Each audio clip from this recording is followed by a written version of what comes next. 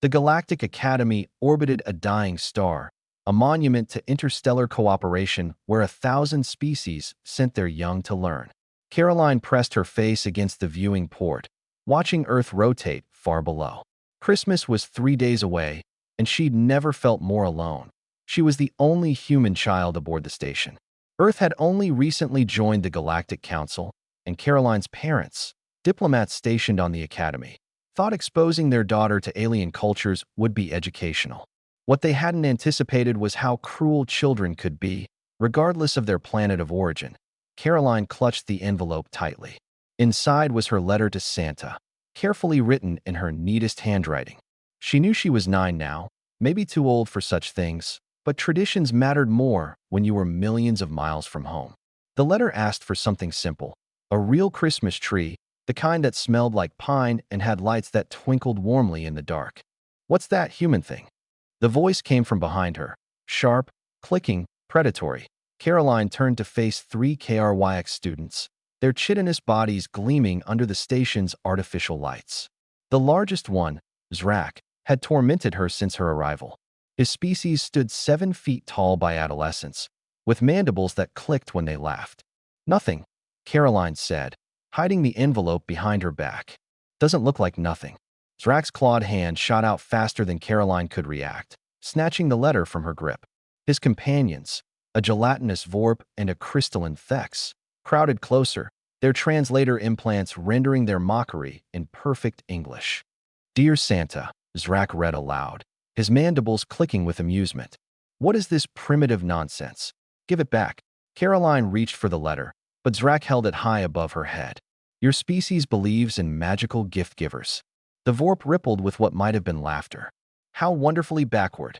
Humans still cling to fantasy." The Thex chimed in, its crystalline body refracting light in cruel patterns. "No wonder they're the youngest species in the council." Caroline's eyes burned with tears she refused to shed. "It's tradition. It matters to us." "Mattered," Zrak corrected, tearing the envelope in half. He dropped the pieces into a waste disposal chute. "Now it's recycled atoms. Like your species will be in a few millennia." They walked away laughing, their voices echoing through the corridor. Caroline stood frozen, watching her letter disappear into the station's recycling system. She finally let the tears come, hot and angry against her cheeks. "I saw what they did." Caroline spun around. A human man stood there, wearing the gray jumpsuit of station maintenance. His name tag read Leonardo, and his face carried the weathered look of someone who'd spent years in space. He held a broom, but his eyes were sharp and kind. "They're horrible," Caroline whispered. Leonardo nodded slowly. "Yeah, bullies are universal, turns out. Every species has them." He paused. "But you know what else is universal? People who stand up to them." "I can't stand up to them. They're bigger, stronger. I'm not talking about fighting." Leonardo smiled. "I'm talking about not letting them take what matters to you." He gestured down the corridor. "Come on. I've got an idea." Caroline hesitated, then followed. Leonardo led her through maintenance passages she'd never seen, areas where the station's gleaming facade gave way to functional machinery and humming processors. He stopped at a terminal and began typing. "What are you doing?" Caroline asked. "Your letter went into the recycling system, but nothing gets fully destroyed on a space station. Too valuable. Everything gets broken down and cataloged." His fingers flew across the keyboard. "There. Found the molecular signature." Caroline watched in amazement as Leonardo rerouted the recycling process, isolating the atoms that had been her letter. Through the station's fabrication system, he began reconstructing it, piece by piece. "The words might be a bit fuzzy," he admitted, "but the important part, the intention, that's still there." 10 minutes later, the printer hummed, producing a new envelope. The paper was slightly off-white, and the ink wasn't quite as dark, but Caroline's handwriting was preserved, every loop and line intact. Leonardo handed it to her. "Now, about getting this to Santa." Caroline laughed despite herself. "You don't have to, kid. I've been working on space stations for 15 years. You know what I've learned? Humans have something most other species don't understand. We hold on to our traditions not because they're logical, but because they connect us, because they remind us of home."